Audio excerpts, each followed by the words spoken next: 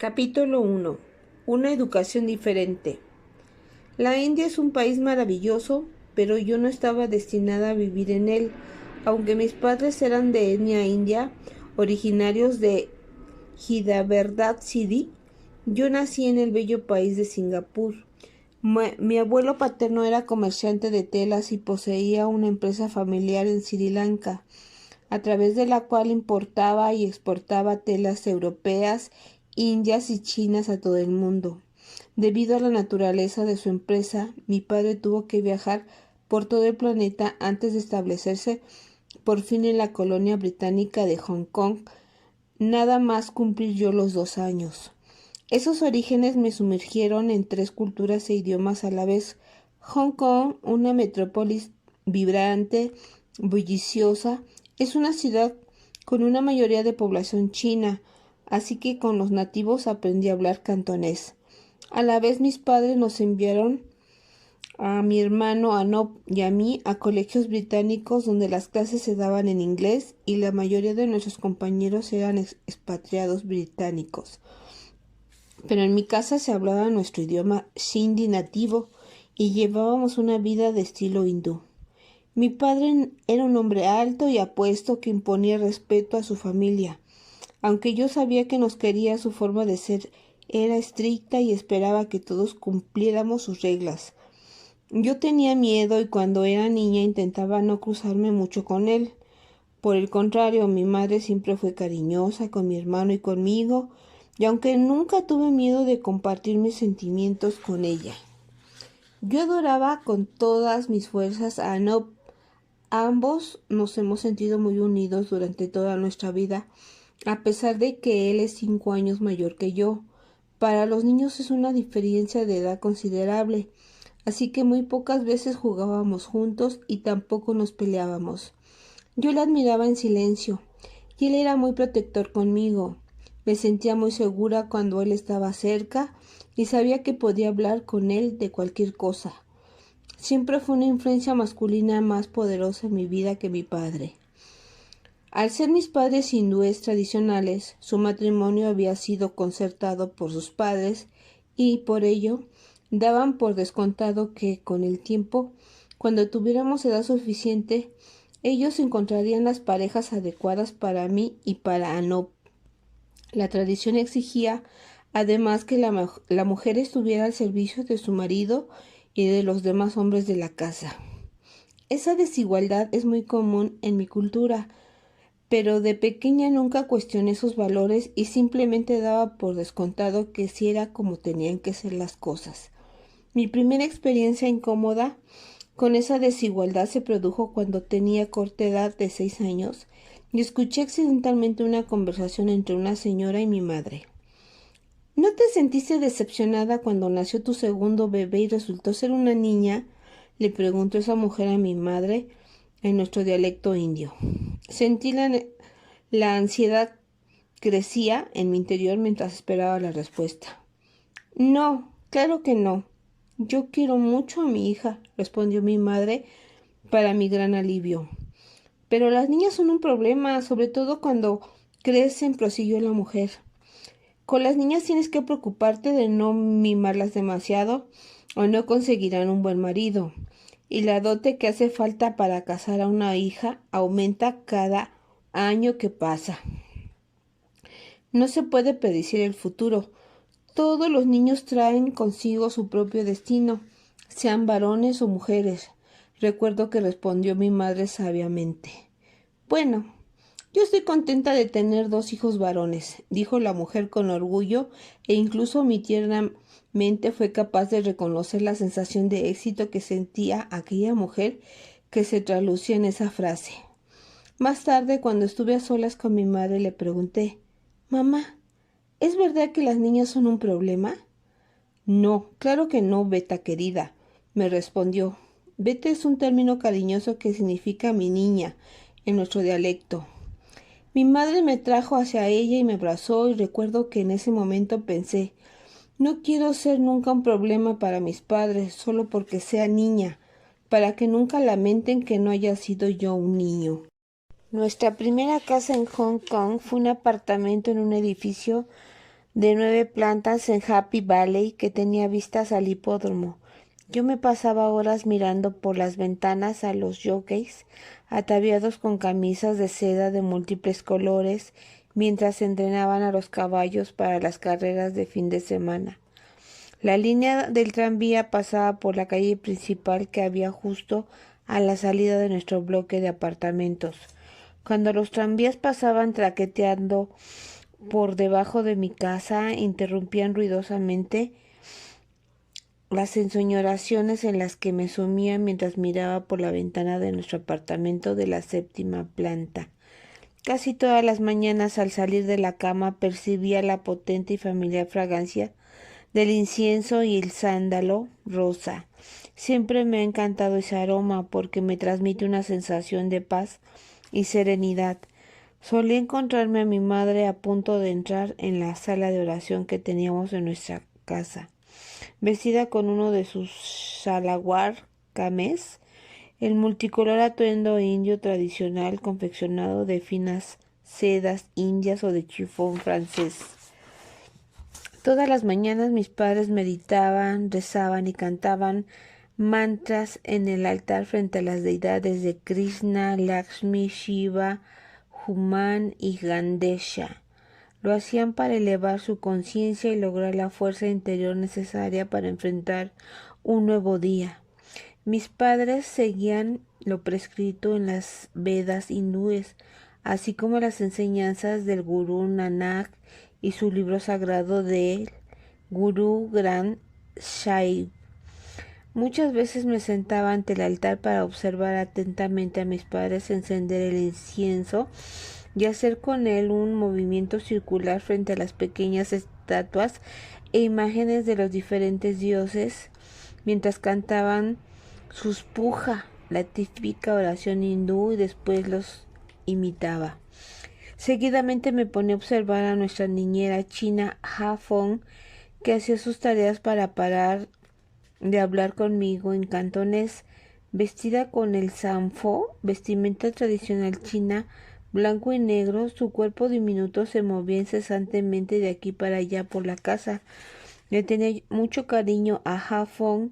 Llevaba con nosotros desde que yo tenía 2 años y no recuerdo ningún movimiento en que ella no fuera parte de nuestra familia. En un día laborable normal no veía a mis padres hasta primera hora de la noche. A Ha Fong me recogía en el colegio y tras llevarme a casa para comer solíamos salir al mercado a comprar alimentos frescos y otros productos para la casa. Íbamos en tranvía y a mí me encantaba acompañarla a hacer los recados. Cogíamos el tranvía en la parada que había justo delante de nuestro edificio de apartamentos. Para mí era una gran aventura. Miraba por la ventanilla mientras el vehículo transitaba por las estrechas y pobladas calles de Hong Kong, a través de las barriadas de Happy Valley y Wan Chai. Después nos bajábamos en el mercado y Ha Fong me agarraba con fuerza de la manita. Yo me lo pasaba muy bien con todas las imágenes, olores y sonidos que me rodeaban, porque mis padres nunca me llevaban a lugares tan emocionantes. Ellos iban a los sitios en coche y solo compraban en grandes almacenes que a mí me parecían aburridos en comparación con ese caleidoscopio de colores y sensaciones. En los mercados se vendía de todo, desde alimentos frescos y productos para el hogar hasta chucherías y baratijas. Los vendedores proclamaban a gritos sus mercancías desde sus puestos distribuidos sin ningún orden especial. Había puestos de verduras junto a otros donde se vendían zapatos, flores, cacerolas y sartenes, juguetes de plástico, frutas de infinidad de colores, bisutería para adornar la ropa, globos, pescado fresco, carne, calcetines y medias, servilletas y toallas, manteles, etc. La mayoría de los puestos tenían la mercancía esparcida sobre la misma calle. Yo me pasaba las horas hipnotizada contemplando aquel despliegue. Ha Fong, mira eso. ¿Qué hace ese hombre con la serpiente? Le chillaba emocionada en un cantonés fluido. Es un vendedor de serpientes. Ese hombre va a atar a la serpiente y esa familia se la va a llevar a casa para hacer con ella sopa de serpiente, me respondía. Yo seguí mirando maravillada y con los ojos muy abiertos mientras la serpiente se retorcía luchando para librarse de las hábiles manos de su vendedor. Aunque no tenía escapatoria, sentí compasión por la pobre criatura mientras veía cómo la ataban expertamente con tiras de bambú y la metían en una malla de alambre. Me encantaba ir al mercado con Ha Fong. Esas salidas eran alimento para mi poderosa ansia de aventuras. A pesar de que llevaba muchos años viviendo con nosotros, Ha Fong seguía bajando la mirada o apartándola cada vez que mi madre o mi padre entraban en la habitación. Y a mí, que era una niña curiosa que estaba siempre haciéndole preguntas acerca de todo, no se me escapó su comportamiento. Intentaba constantemente encontrar sentido a las diferencias culturales entre Ha Fong y mis padres. ¿Por qué haces eso?, preguntó la niña de 6 años que yo era entonces. ¿Por qué hago qué?, fue la respuesta de Ha Fong. ¿Por qué bajas la mirada cuando mis padres están cerca de ti?, le pregunté en cantonés. Para mostrar respeto, me explicó. ¿Por qué? Porque tus padres son las personas que me emplean. Quiero demostrarles respeto y reconocer que son superiores. ¿Son tus superiores? Me sorprendió mucho esa información. Sí, porque son los que me dan trabajo. ¿Y yo soy tu superior?, seguí preguntando. Ha Fong se rió afablemente porque ya estaba acostumbrada a mi mente persistentemente inquisitiva. No, porque tú no me das trabajo. Yo estoy aquí para cuidar de ti. Oh, bien, repuse, y dejé el tema para irme a jugar con mi muñeca nueva. También me gustaba jugar con la hija de Ha Fong, A Mo Ye. Desde que yo tenía unos 5 años, Ha Mo Ye venía los fines de semana a nuestra casa para estar con su madre.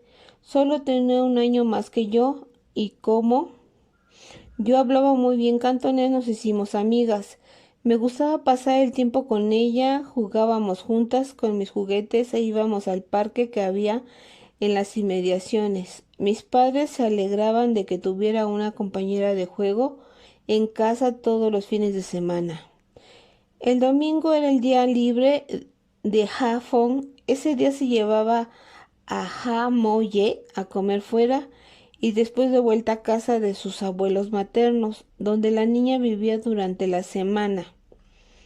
Ha Fong me llevaba con ellas si yo no iba a salir con mis padres, y yo disfrutaba mucho esas salidas. Como siempre íbamos juntas a todas partes en tranvía. Primero íbamos a un puesto de comida china para comer. Esos lugares, que en cantonés se llaman Dai Pai Dong, estaban en la calle, al aire libre, así que nos sentábamos en pequeños bancos de madera y servíamos cuencos de sopa caliente con fideos y wontons, bolitas de pasta rellenas de carne, mientras el tráfico pasaba a nuestro lado. Después de comer, Ha Fong nos llevaba a la casa donde vivía Ha Mo Ye con sus abuelos, un apartamento sin ascensor con una sola estancia, de estilo chino, de poca altura y con escaso mobiliario. Yo, deseosa de explorar todos los rincones, recorría en la oscuridad del interior de piedra del apartamento mientras Ha Fong tomaba té con sus padres. Ellos lo bebían en tacitas con esmaltes de dragones, tigres y otros animales del zodiaco chino. A mí me daban un vaso de cristal con zumo o té azucarado. Nunca me cansaba de ir allí, y aunque me aburriera de la conversación, me entretenía contemplando a través de las grandes ventanales acabados en el arco la calle que había debajo, donde a un lado los vendedores de marisco seco exponían las vieiras frescas y el pescado sobre esteras para que se secaran bajo el potente sol vespertino. ¿Cómo pude verse? Mi infancia fue una mezcla de Oriente Navidades y la Pascua se celebraban con el mismo entusiasmo que la fiesta de los espíritus hambrientos y el Festival de la Luna. Aha Fong y Aha Mo Yi me enseñaron las tradiciones y creencias chinas y también el significado que había tras esos festivales. A mí me encantaba que Ha Mo Yi se quedara con nosotros siempre que tenía vacaciones. Por ejemplo, la fiesta de los espíritus hambrientos se celebraba la 14ª noche del 7º mes del calendario lunar. Ese día las familias rezaban por las penas de sus parientes difuntos y hacían ofrendas a los ancestros que habían muerto. Anob y yo veíamos a Ha Fong y a Ha Mo Yi y a Ha Chun, la cocinera, hacer ofrendas a sus parientes difuntos quemando figuritas hechas de papel. Encendían un fuego dentro de una gran urna en la parte trasera de la casa, al pie de las escaleras que había tras la cocina, y echaban esos papeles al fuego. Eran imágenes de coches, casas o incluso dinero. Se decían que para sus ancestros recibirían esos lujos en el más allá. Ha Fong, ¿de verdad va a recibir tu abuelo una casa en el cielo si quemas esa casita de papel? Le preguntaba con curiosidad. Sí, Anita, mis abuelos esperan que yo siga recordándolos y manteniéndolos, incluso en la otra vida. Todos tenemos que respetar a nuestros ancestros, me respondió. Ha Fong, Ha Chun y Ha Mo Yi se sentaban después de comer en una mesa ubicada al fondo de la cocina. Los alimentos que Ha Chun había pasado gran parte del día cocinando y dejaban un lugar vacío para que los parientes fallecidos pudieran unirse a las festividades. Hacían ofrendas de comida que depositaban en ese lugar reservado para los difuntos. Yo a veces comía con ellas e incluso me preocupaba de que sus ancestros tuvieran delante suficiente comida. Uno de mis momentos favoritos del año era el Festival de la Luna, en el que podía escoger un farolillo de papel de algún color brillante de los muchísimos que colgaban de los techos de las tiendas locales. Los farolillos tenían multitud de tamaños y formas, incluyendo las de los animales del zodiaco chino. Ha Fong nos llevaba a Ha Mo Yi y a mí a escoger un farolillo en las tiendas que había detrás del mercado, y a mí el que más me gustaba era siempre el que tenía forma de conejo. En cierto modo, este festival es similar al Día de Acción de Gracias norteamericano. En el caso chino consiste en una celebración de gratitud hacia la gran luna que propicia las cosechas. La ceremonia incluye comer y repartir pastelitos de luna, de los que hay muchas variedades. Después se encienden las velas que hay dentro de esos preciosos farolillos de papel y se sacan al exterior junto con los otros niños del vecindario. Ha Mo Yi y yo colgábamos los farolillos en los árboles o vallas cercanos a nuestra casa. Esa noche nos dejaban quedarnos levantadas hasta más tarde de lo normal y jugar a la luz de los farolillos y de la luna más llena y brillante del año. Por su parte, mi familia celebraba las festividades indias con gran entusiasmo, incluyendo Diwali, el festival hindú de las luces. Siempre llevábamos ropa nueva para la ocasión y para mí era una época muy divertida. Incluso desde muy pequeña me encantaba la idea de ir de compras para adquirir un vestido nuevo para esa festividad. Mi madre nos llevaba a mi hermano y a mí a Lane Crawford, que en aquel momento eran los almacenes más grandes del distrito de negocios del centro de Hong Kong. Recorríamos el departamento de ropa infantil mirando yo vestidos y pichis, y mi hermano camisas y pantalones. Mi madre me ayudaba a escoger el atuendo que para esa época del año debía ser cuanto más colorido mejor para ir vestida acorde con la festividad. En la noche de la fiesta toda la familia se ponía su ropa nueva.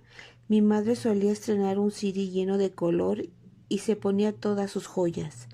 Mi padre se ponía sus tradicionales kurta, patlón, pantalones y camisa indios.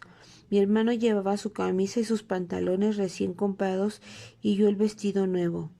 Después de ponernos de punta en blanco, acudimos al templo hindú de Happy Valley para mezclarnos con el resto de la comunidad india y cantar bhajans, canciones devocionales hindúes. Nuestras voces, salpicadas de campanas, resonaban en el alto techo abovedado del templo y se alejaban flotando en el aire de la noche.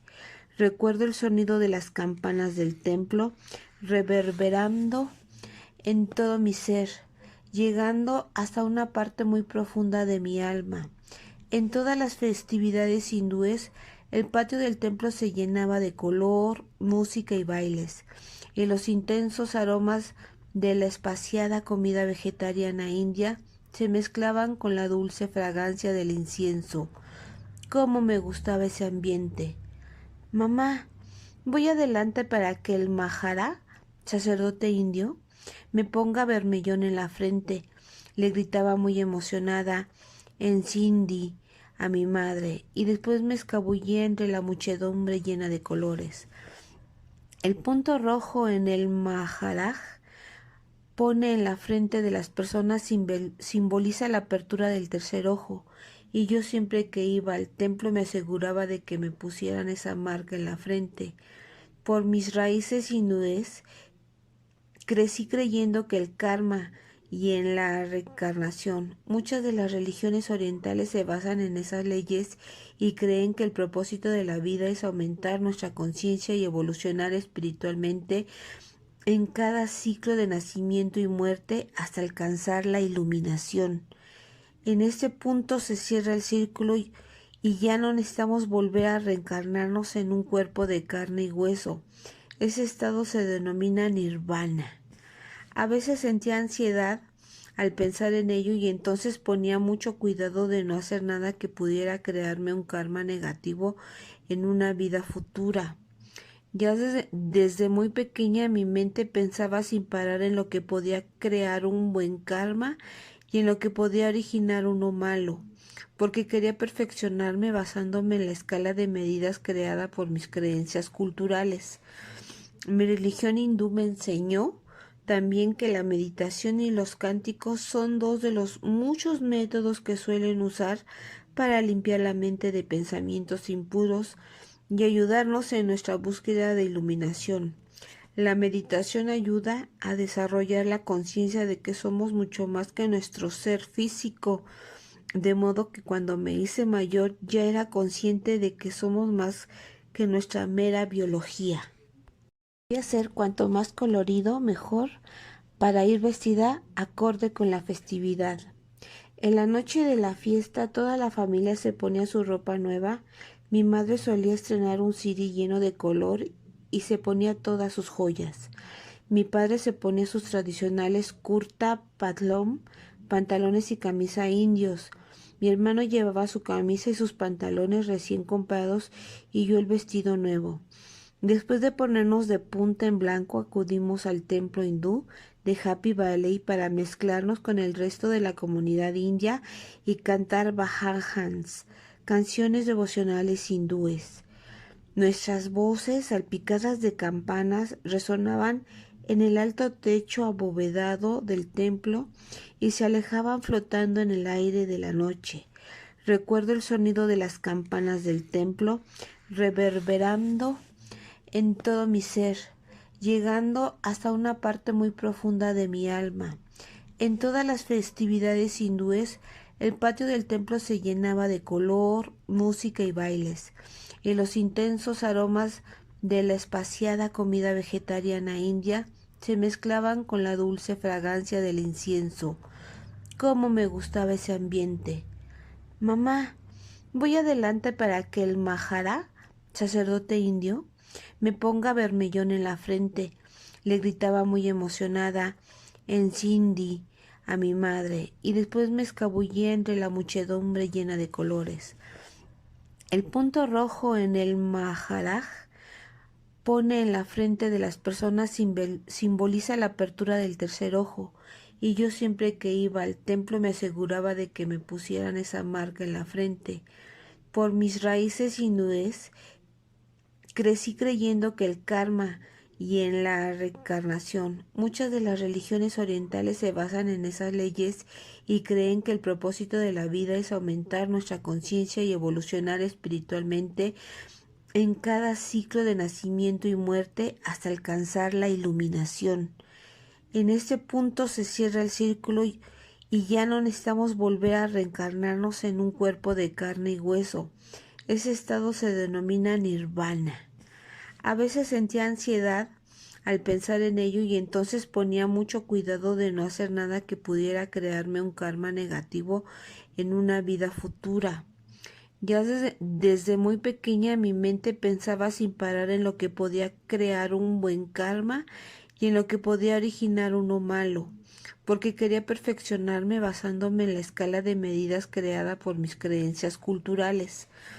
Mi religión hindú me enseñó también que la meditación y los cánticos son dos de los muchos métodos que suelen usar para limpiar la mente de pensamientos impuros y ayudarnos en nuestra búsqueda de iluminación. La meditación ayuda a desarrollar la conciencia de que somos mucho más que nuestro ser físico, de modo que cuando me hice mayor ya era consciente de que somos más que nuestra mera biología.